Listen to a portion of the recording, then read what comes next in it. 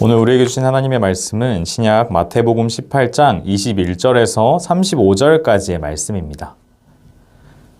마태복음 18장 21절에서 35절까지의 말씀을 한 목소리로 읽도록 하겠습니다.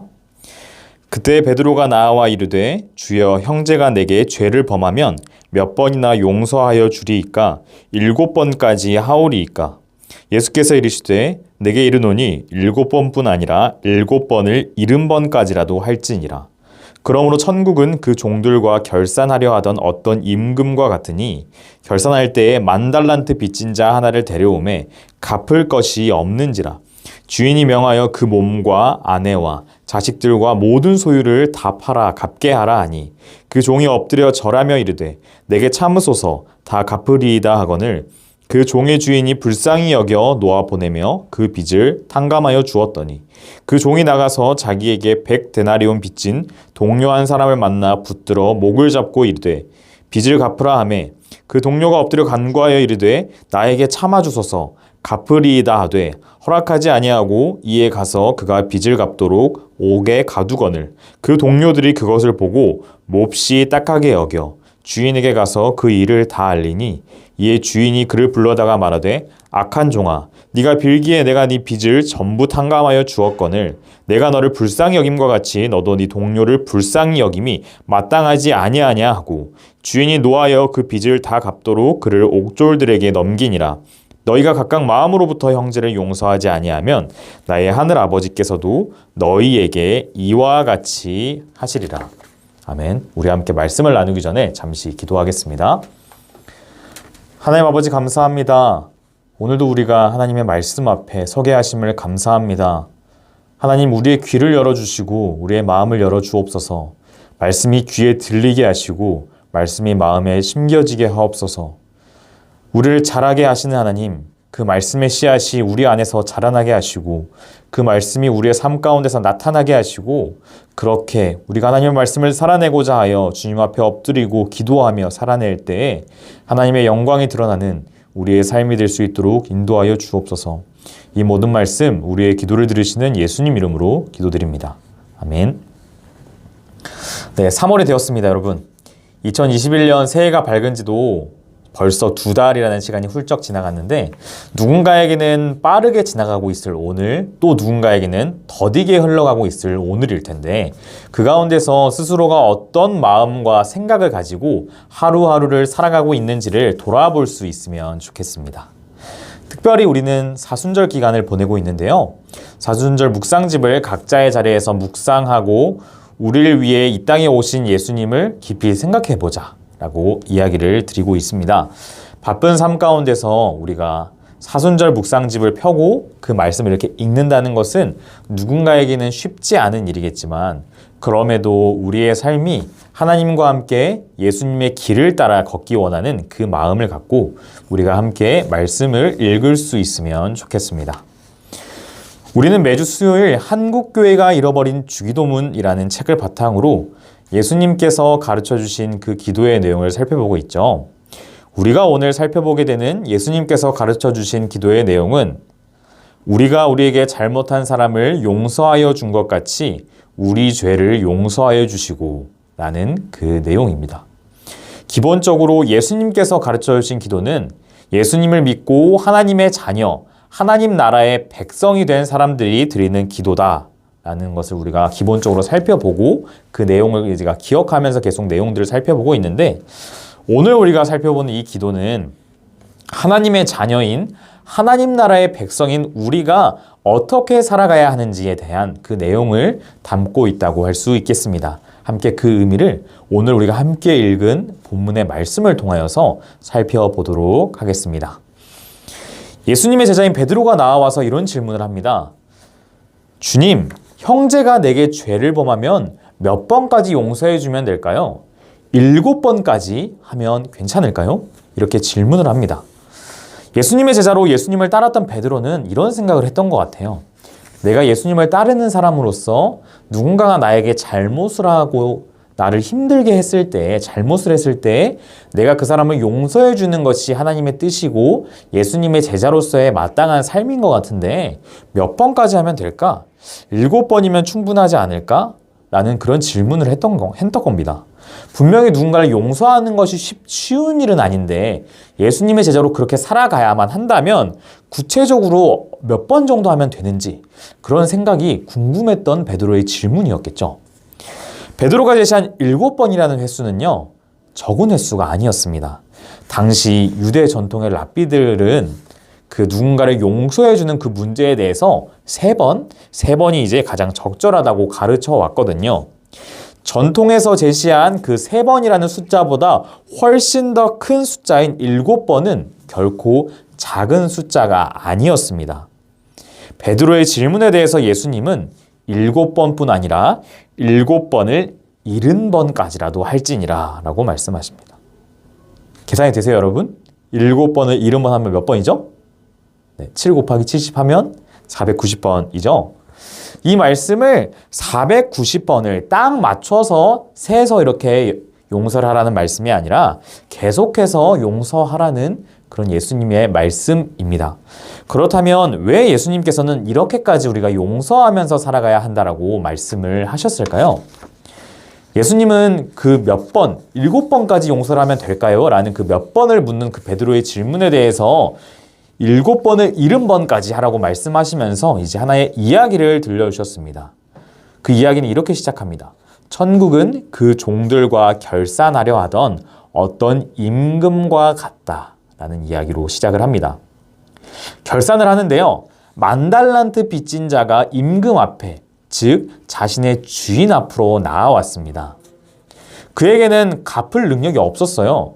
그러니까 아내와 자식들과 모든 소유를 다 팔아서 갚으라고 주인이 이야기합니다. 당시 하루의 노동자의 품삯이 1데나리온이었고 1달란트는 6,000데나리온이었습니다. 그러니까 10,000달란트는 계산을 해보면 노동자의 20만 년 노임에 해당하는 사실상 갚을 수 없는 어마어마한 금액이에요. 그러니까 사실은 자신의 아내와 자식들을 다 팔아서도 갚을 수 없는, 물론 사람을 그 이제 경제적인 가치로 매길 수 없지만 당시에 이제 노예로 만약에 팔려갔을 그 경우를 감안하고서라도 도저히 갚을 수 없는 금액인 거예요. 그러니까 이 사람이 물론 빚이 엄청 크고 그런데 그렇다고 해서 자신의 아내와 자식들이 팔려 나가면 안 되니까 제발 좀 참아달라고, 조금만 기다려달라고, 다 갚겠다고 엎드려서 주인에게 절을 한 채로 애원합니다. 조금만 참아주십시오. 제가 갚겠습니다. 이렇게 이야기를 하는 겁니다. 그래서 주인이 불쌍하게 여겨서 그 빚을 탕감해 주었습니다. 분명히 내 빚을 탕감해 주세요 라고 말하지 않았어요. 정말 염치 없는 일이잖아요, 사실. 굉장히 많은 그 10,000달란트 빚을 탕감해 달라는 것은 염치 없는 일이지만 그렇게 말하지 못하니까 조금이라도 좀 갚겠으니 좀 참아달라고 이렇게 요청했는데 주인은 그래, 내가 단순히 시간을 좀 기다려줄게 라고 이야기한 게 아니라 그 빚을 탕감해 주었습니다. 이 10,000달란트를 탕감받은 사람이 나가서 자신에게 100데나리온을 빚진 사람을 이렇게 만나게 되었습니다. 100데나리온도 분명히 적은 금액은 아니죠. 왜냐하면 1데나리온이 노동자의 하루 품삯이었으니까 100데나리온은 한 3달 이상의 이제 그런 품삯이다라고 보면 되겠죠. 그래서 그 사람을 붙들은 채 이제 목을 잡고 빨리 내 100데나리온을 갚아라 이렇게 이야기를 합니다. 이에 100데나리온 빚진 동료가 조금만 참아달라고, 조금만 기다려달라고 내가 갚겠다고 이야기합니다. 그런데 이 방금 10,000달란트를 탕감받은 사람이 그 동료의 딱한 사정을 들어주지 않고 감옥에 가둬버립니다. 이 이야기를 주변의 동료의 그 종들이 본 거예요. 그리고 주인에게 너무 이제 안타깝고 또 화가 나는 마음을 가지고 주인에게 이 이야기를 들려줍니다. 그러니까 주인은 화가 나서 이 10,000달란트 빚진 그 사람에게 그 빚을 다 갚도록 그를 똑같이 옥졸에 옥에 넘겨버렸습니다. 예수님께서는 하나님 나라에 대한 이 비유의 이야기를 마치시면서 너희가 각각 마음으로 형제를 용서하지 아니하면 너희 하늘 아버지께서도 너희에게 이와 같이 하시리라 라고 말씀하셨습니다. 우리가 우리에게 잘못한 사람을 용서하여 준 것 같이 라는 예수님께서 가르쳐 주신 기도의 내용을 보면 우리 안에 의문이 생깁니다. 왜 용서해야 할까? 왜 나에게 잘못한 사람을 용서해 주어야 할까? 그리고 이어지는 내용을 보면요. 우리 죄를 용서해 주시고 라는 그 내용이 있기 때문에 우리의 죄를 용서받기 위해서 우리가 용서해야 하는구나 하고 생각하기가 쉽습니다. 그런데 오늘 예수님께서 들려주신 이야기를 보면요. 순서가 너무나도 명확해요, 여러분. 동료의 100데나리온을 탕감해 주었을 때 그 모습을 보고 비로소 주인이 10달란트를 탕감해 주지 않았습니다.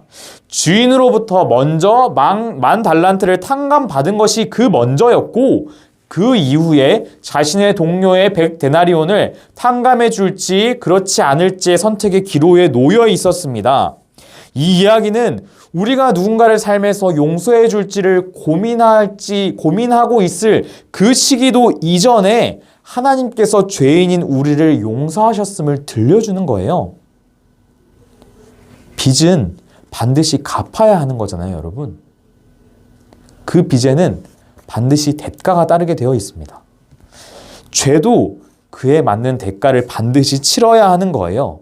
그런데 10달란트 빚진 자가 10달란트를 갚을 수 있는 경제적인 능력이 도저히 없었듯이 우리는 하나님 앞에서 우리의 죄를 탕감받고 용서받을 만한 그 대가를 치를 만한 능력이 우리에게 없었다는 겁니다. 때문에 하나님께서 예수님을 통해서 그 대가를 다 감당하게 하셨습니다. 우리의 죄를 용서해 주셨습니다.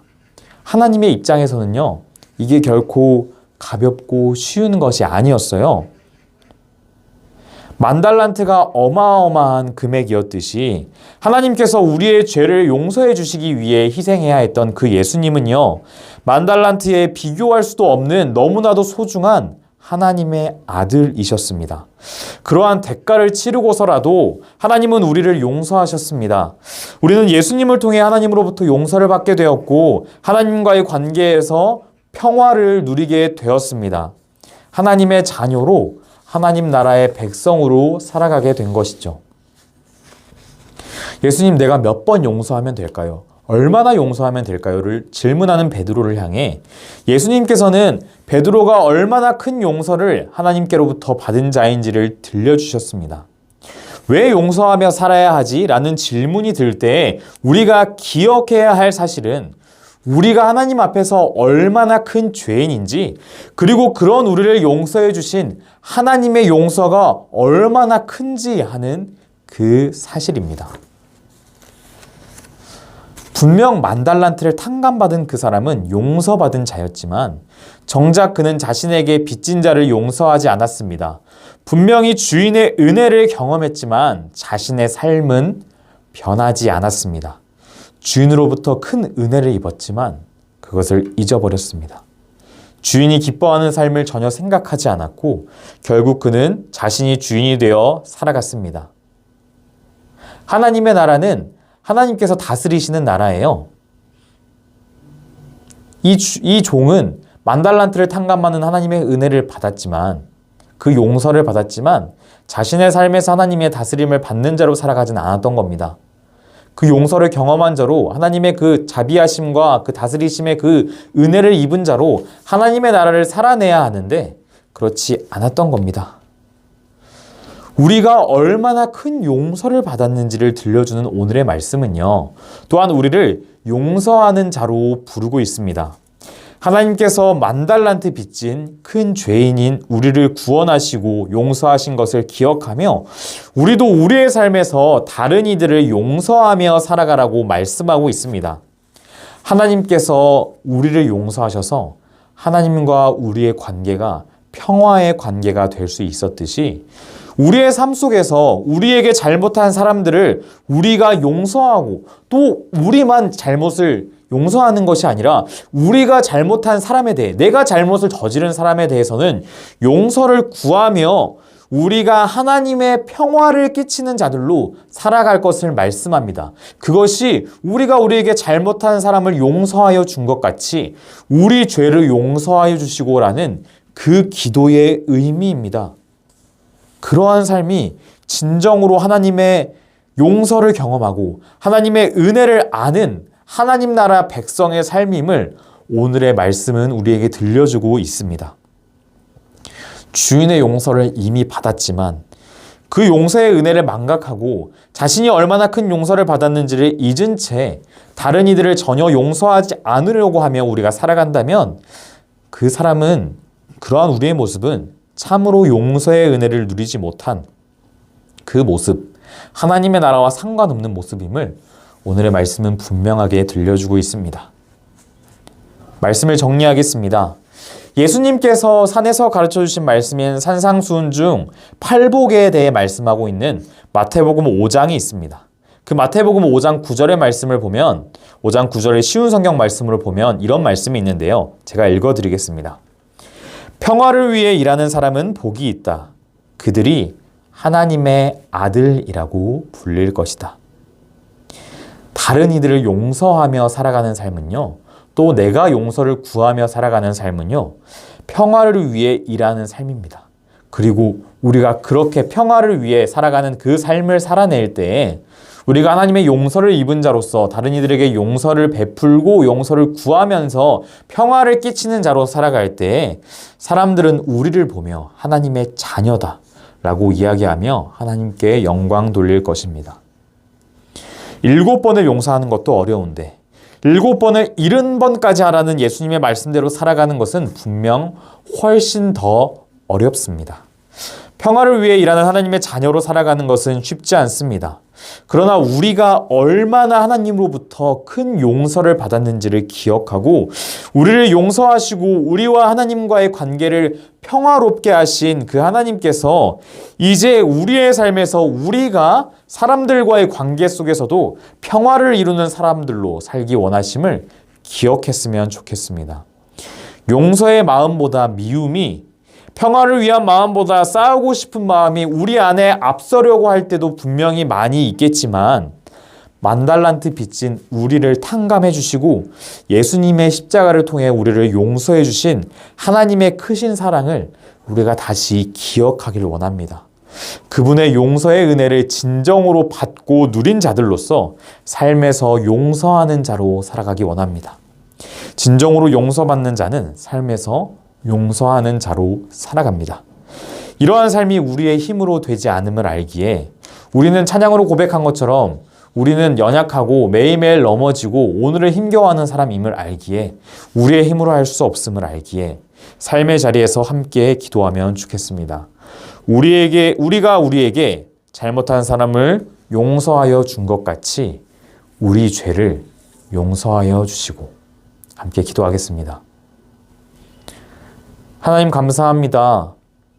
10,000달란트 빚진 우리를 그 10,000달란트 그 이상의 참 죄의 그 대가를 스스로 해결할 수 없는 우리를 예수 그리스도의 그 귀한 희생을 통해서 용서하여 주심에 감사합니다. 그 용서를 통해서 하나님과 평화롭게 하나님의 자녀로 하나님 나라의 백성으로 살아가게 하심을 감사합니다. 그런데 그 은혜를 우리가 알지만 그 은혜를 입었지만 삶 가운데서 다른 이들을 용서하는 것은 쉬운 일이 아닙니다. 그러나 하나님, 우리가 하나님 앞에서 얼마나 큰 죄인이었는지를 기억하게 하시고 우리를 용서하신 하나님의 사랑이 얼마나 큰지 기억하게 하시고 또 하나님의 나라 백성으로 우리를 초대하신 그분이 다스리시는 그 나라가 그분의 뜻이 어떤 모습인지를, 어떤 나라인지를 되새기면서 우리가 우리의 삶에서 다른 이들을 용서하며 또 우리가 잘못한 부분에서 용서를 구하는 자로 살아가게 하여 주시옵소서. 평화를 위해 일하는 자로, 하나님의 평화를 위해 일하는 자로, 하나님의 자녀로 우리가 살아갈 수 있도록 인도하여 주시옵소서. 우리가 우리에게 잘못한 사람을 용서하여 준 것 같이 우리의 죄를 용서하여 주시옵소서. 이 모든 말씀 우리를 평화를 위해 일하시는 하나님의 자녀로 부르신 예수님 이름으로 기도드립니다. 아멘.